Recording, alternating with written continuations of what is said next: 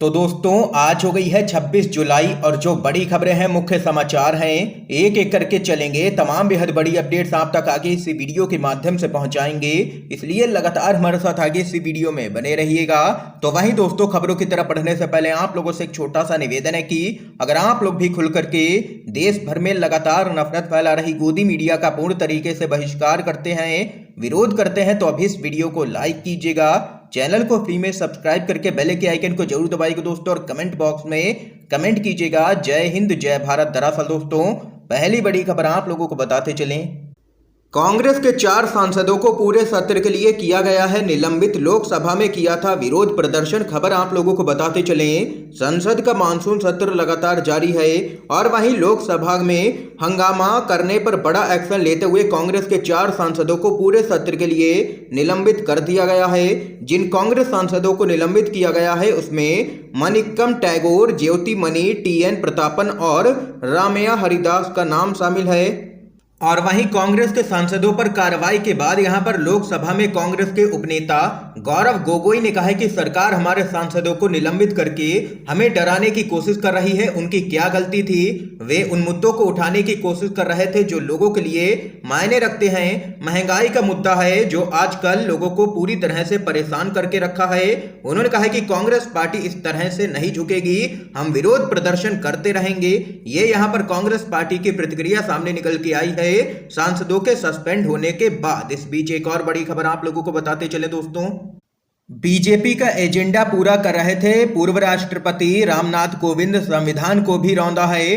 पूर्व राष्ट्रपति पर महबूबा मुफ्ती ने साधा है निशाना। खबर आप लोगों को दोस्तों बताते चलें। जम्मू कश्मीर की पूर्व मुख्यमंत्री व पीडीपी प्रमुख महबूबा मुफ्ती ने पूर्व राष्ट्रपति रामनाथ कोविंद की विदाई के बाद उन पर निशाना साधते हुए कहा है कि वह सत्तारूढ़ पार्टी बीजेपी का एजेंडा चला रहे थे। उनके बयान पर भारतीय जनता पार्टी यहां पर बौखलाई हुई नजर आ रही है। महबूबा मुफ्ती ने कहा है कि पूर्व राष्ट्रपति रामनाथ कोविंद अपने पीछे एक ऐसी विरासत छोड़ गए हैं जहां भारतीय संविधान को अनेक बार कुचला गया। दरअसल दोस्तों, महबूबा मुफ्ती ने ट्वीट कर कहा है कि चाहे आर्टिकल 370 की बात हो, नागरिकता कानून CAA हो या अल्पसंख्यकों या दलितों को निशाना बनाना हो, उन्होंने भारतीय संविधान के नाम पर भाजपा के राजनीतिक एजेंडे को पूरा किया है। ये यहाँ पर राष्ट्रपति पद से हटते ही महबूबा मुफ्ती लगातार निशाना साध रही हैं रामनाथ कोविंद पर। एक और अपडेट आप लोगों को बताते चलें। मोदी सरकार में मंत्री नितिन गडकरी बोले, अब राजनीति सिर्फ सत्ता के लिए होती है, सोच रहा हूं कि छोड़ दूं पॉलिटिक्स, लोग पूछने लगे तीखे सवाल। खबर आप लोगों को बताते चलें। केंद्रीय मंत्री नितिन गडकरी ने एक सभा को संबोधित करते हुए राजनीति को लेकर के एक ऐसा बयान दे दिया है जिससे वह सुर्खियों में आ गए हैं। दरअसल उन्होंने कहा है कि कभी कभी लगता है कि राजनीति अब छोड़ दूं, अब राजनीति केवल सत्ता के लिए होती है। और वहीं उनके इस बयान पर सोशल मीडिया यूजर्स भी कई तरह के सवाल करते हुए नजर आ रहे हैं। दरअसल दोस्तों, केंद्रीय मंत्री नितिन गडकरी ने संबोधन के दौरान कहा है कि अगर बारीकी से देखें तो राजनीति समाज के लिए है, समाज का विकास करने के लिए है, लेकिन मौजूदा वक्त को अगर देखा जाए तो राजनीति का इस्तेमाल 100% सत्ता पाने के लिए ही किया जा रहा है। उनका सीधा इशारा अपनी ही सरकार की तरफ था और एक बार फिर से नितिन गडकरी यहां पर खुलकर के सामने आ चुके हैं और एक ऐसा बयान दे दिया है जिसके कारण भाजपा बैकफुट पर नजर आ रही है। और वहीं आप लोगों को बताते चले, नितिन गडकरी के इस बयान पर एक यूजर ने कहा है कि क्या 2024 में कुछ बड़ा बदलाव देखने को मिलने वाला है? क्या भाजपा के अंदर सब कुछ ठीक नहीं चल रहा है?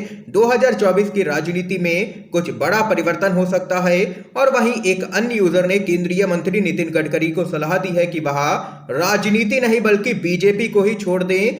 एक अन्य यूजर ने पूछा है, काहे हुजूर, कहीं आपकी हालत भी आडवाणी और राजनाथ सिंह जैसी तो नहीं हो रही है ना? आइए यहाँ पर लोगों की प्रतिक्रियाएं सामने निकल के आई हैं केंद्रीय मंत्री नितिन गडकरी के बयान पर। इस खबर पे आप लोगों की क्या कुछ राय है जरूर बता सकते हैं कमेंट बॉक्स में कमेंट करके।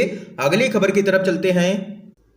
पश्चिम बंगाल के मंत्री पार्थ चटर्जी की गिरफ्तारी के बाद मुख्यमंत्री ममता बनर्जी का पहला बड़ा बयान। कहा, दोषी हैं तो उन्हें जरूर सजा मिलनी चाहिए। खबर आप लोगों को बताते चलें, पश्चिम बंगाल की मुख्यमंत्री ममता बनर्जी ने मंत्री पार्थ चटर्जी की गिरफ्तारी को लेकर के पहली बार प्रतिक्रिया दी है। उन्होंने कहा है कि मैं भ्रष्टाचार या किसी गलत काम का समर्थन बिल्कुल भी नहीं करती हूं। अगर किसी को दोषी पाया जाता है तो उसे दंडित किया जाना चाहिए, लेकिन मैं मेरे खिलाफ चलाए जा रहे दुर्भावनापूर्ण अभियान की खुले तौर पर निंदा करती हूं। इसके साथ ही मुख्यमंत्री ममता बनर्जी ने कहा है कि केस की सच्चाई बाहर आनी चाहिए, लेकिन एक समय सीमा के भीतर। टीएमसी की अध्यक्ष ममता बनर्जी ने बीजेपी पर केंद्रीय एजेंसियों के दुरुपयोग का आरोप लगाया है। उन्होंने कहा है कि बीजेपी को लगता है कि वह केंद्रीय एजेंसियों का उपयोग करके मेरी पार्टी को तोड़ सकती है, तो वह पूरी तरह से गलत है। ऐसा कभी भी होने वाला नहीं है। ये यहाँ पर ममता बनर्जी की तरफ से बड़ा बयान सामने निकल के आया है। अगली अपडेट की तरफ चलते हैं दोस्तों। एक्सप्रेस वे के भ्रष्टाचार पर भड़के हैं अखिलेश यादव। अखिलेश यादव बोले, निर्माण में डकैती, बड़े बड़े नेता आए, अब दिख रहे हैं बड़े बड़े गड्ढे। खबर आप लोगों को बताते चलें, समाजवादी पार्टी के राष्ट्रीय अध्यक्ष अखिलेश यादव ने लोकार्पण के कुछ दिन बाद ही बुंदेलखंड एक्सप्रेस वे में आई खामियों को लेकर के योगी सरकार पर निशाना साधा है। अखिलेश यादव ने कहा है कि बड़े बड़े नेता आए, यहां तक कि पीएम मोदी आए और अब बड़े बड़े गड्ढे हो गए हैं। उन्होंने कहा है कि एक्सप्रेस वे में जबरदस्त तरीके से लूट हुई है, बल्कि डकैती भी हुई है, और इसके लिए तो कुछ और शब्द भी इस्तेमाल किए जा सकते हैं। मीडिया से बातचीत में अखिलेश यादव ने कहा है कि प्रधानमंत्री ने एक्सप्रेस वे का उद्घाटन किया और बताओ 5-6 दिन बाद ही एक्सप्रेस वे में गड्ढे होने लगे, दरारें आने लगी, जगह जगह पर परेशानियां हो गई। ये यहाँ पर अखिलेश यादव ने योगी सरकार को घेरा है। इसके साथ ही एक और अपडेट आप लोगों को बताते चलें, विदेशों के मुकाबले भारत में महंगाई कम है, केंद्रीय मंत्री ने किया दावा तो भड़क उठे हैं लोग, कहा इसे बेशर्मी कहते हैं। खबर बताते चलें, केंद्रीय मंत्री पीयूष गोयल ने दावा किया है कि विदेशों के मुकाबले भारत में महंगाई बहुत ही कम है। उनका कहना है कि हमारे देश में महंगाई मात्र 7% है। गोयल ने दावा करते हुए कहा है कि विश्व में इतनी बड़ी समस्याओं के बावजूद भारत में महंगाई 7% के आसपास ही है, जो दूसरे देशों की तुलना में काफी कम है। और वहीं पीयूष गोयल के इस दावे पर लोगों ने उनको घेरना शुरू कर दिया है और सोशल मीडिया पर लगातार ट्रोल किए जा रहे हैं केंद्रीय मंत्री। आप लोगों को बताते चलें, ट्विटर यूजर्स ने केंद्रीय मंत्री को निशाने पर लेते हुए कहा है कि जिन देशों से तुलना की गई है वहां के लोगों की सैलरी भारतीयों के मुकाबले काफी ज्यादा है। इतना ही नहीं, भारत की तुलना में इन देशों की आबादी भी काफी कम है। यूजर्स का कहना है कि इन परिस्थितियों को देखते हुए विदेशों से भारत की महंगाई की तुलना करना ठीक नहीं है। एक अन्य यूजर ने केंद्रीय मंत्री के इस दावे को लेकर के यहां तक कह दिया है कि इसे बेशर्मी ही कहते हैं। एक अन्य यूजर ने कहा है कि जब कोई बेशर्मी वाला बयान देश में आए तो समझ जाओ कि किसी भाजपाई ने ही दिया होगा। एक अन्य यूजर ने ट्वीट करते हुए निशाने पर लेते हुए कहा है कि क्या भाजपा के सभी नेताओं ने देश की जनता को मूर्ख बनाने की पीएचडी कर रखी है। ये यहाँ पर ट्विटर यूजर्स की प्रतिक्रियाएं सामने निकल के आई हैं और जबरदस्त तरीके से केंद्रीय मंत्री पीयूष गोयल को घेरा है। एक और अपडेट आप लोगों को बताते चलें, असली शिवसेना आखिर कौन, चुनाव आयोग की कार्रवाई को सुप्रीम कोर्ट में दे दी है उद्धव ठाकरे के गुट ने चुनौती। खबर बताते चलें, उद्धव ठाकरे के गुट ने सुप्रीम कोर्ट का दरवाजा खटखटा करके चुनाव आयोग की उस कार्रवाई पर रोक लगाने की मांग की है, जिसमें यह तय किए जाने की बात की गई है कि असली शिवसेना कौन है। असली शिवसेना को लेकर के चल रही खींचतान चुनाव आयोग तक पहुंच गई है और वहीं उद्धव गुट और शिंदे गुट दोनों पार्टी पर लगातार दावा कर रहे हैं। उद्धव गुट ने अपनी याचिका में कहा है कि जब तक विधायकों की अयोग्यता का पहलू पहले तय नहीं हो जाता है तब तक चुनाव आयोग यह तय नहीं कर सकता है कि असली शिवसेना कौन है। याचिका में कहा गया है कि यदि चुनाव आयोग को 22 जुलाई को उसके द्वारा शुरू की गई कार्रवाई के साथ आगे बढ़ने की अनुमति दी जाती है तो इस न्यायालय के समक्ष लंबित बड़े संवैधानिक मुद्दों को बढ़ाएगा।